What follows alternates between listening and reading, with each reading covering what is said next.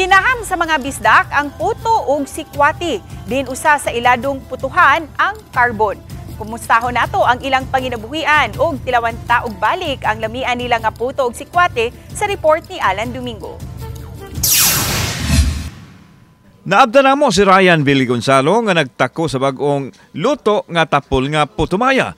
Giputos niya kini sa hinalob nga dahon sa saging o gibutang sa karton kay naa kunoy nag-order kanila nga customer. Samtang anausay mga pinutos ng daan alang ni adto mga nag-take out. Apan andam usab sila maghukad alang sa mo dine-in. Tag 10 pesos ang usa ka platito sa putumaya o gipalami sa kinugay nga kamay pinarisan sa sikwati nga tag 10 pesos usab ang baso. So puto kwati putumaya O sikwati.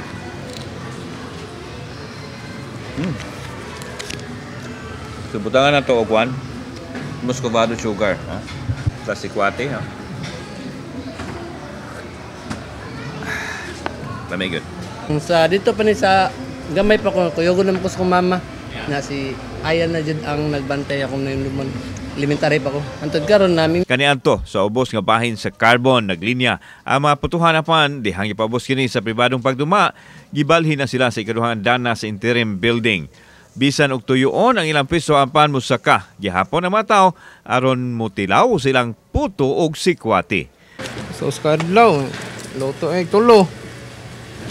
Upat. kusog yun. Ay mi. Kaya Mingaw. online, kuha na sa mo, doon na mo online. Oh, naay mo kuan mo bok nay order. Kauban si Clover Lumayag, ako si Alan Domingo. Balitang Bisdak.